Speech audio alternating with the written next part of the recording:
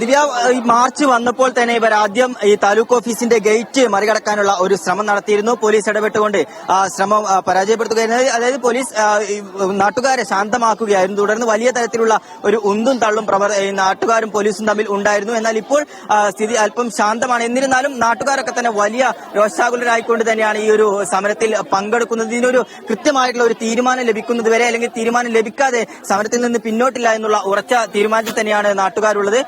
അതുമായി ബന്ധപ്പെട്ട് എന്തായാലും അല്പസമയം കൂടി ഉന്നത ഉദ്യോഗസ്ഥരാരെങ്കിലും വന്ന് ഇവർക്ക് ഉറപ്പ് നൽകുന്നതുവരെ ഈ സമരം അവസാനിപ്പിക്കില്ല എന്നുള്ളത് തന്നെയാണ് ഇവരുടെ തീരുമാനം. ദിവ്യ, യെസ് ഫൈസൽ, സ്ത്രീകളും കുട്ടികളും ഒക്കെ ഈ ഉപരോധ സമരത്തിൽ പങ്കെടുക്കുന്നുണ്ടോ?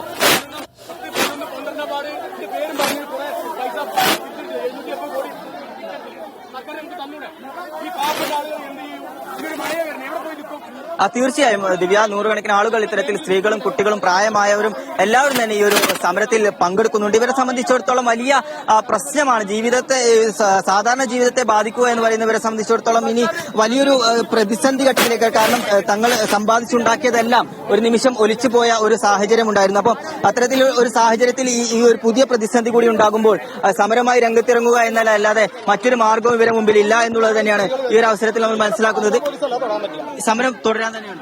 തീർച്ചയായും ഇതിനൊരു തീരുമാനമാകാതെ ഇന്ന് ഞങ്ങൾ ഇവിടുന്ന് പോവില്ല. ഇതുവരെ വളരെ മാന്യമായിട്ട് ഇവർ അധികാരികൾ പറഞ്ഞത് കേട്ട് വളരെ മാന്യമായിട്ടുള്ള സമരം ഞങ്ങൾ നയിച്ചത്. ഇന്ന് ഞങ്ങൾ തീരുമാനമാകാതെ ഇവിടുന്ന് ഒരു കാരണവശാലും ഞങ്ങൾ പോവില്ല. കാരണം അത്രയും നീതികേടാണ്.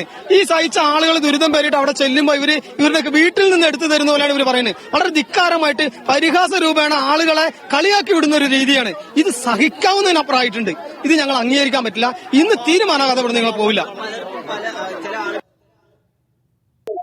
ഇവർക്ക് വേണ്ടപ്പെട്ട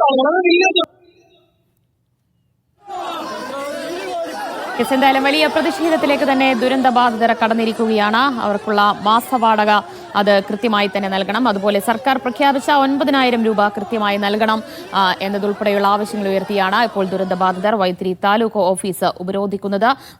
ഈ ദുരന്തബാധിതർ പ്രതിഷേധക്കാർ താലൂക്ക് ഓഫീസിന്റെ ഗേറ്റ് തള്ളി തുറക്കാനൊക്കെ ശ്രമിച്ചതോടെ പോലീസും പ്രതിഷേധക്കാരും തമ്മിൽ ചെറിയ ഉന്തും തള്ളും ഒക്കെ ഉണ്ടായിരിക്കുകയാണ്. വിവരങ്ങളാണ് ഫൈസൽ നെടുമ്പാല നൽകിയത്.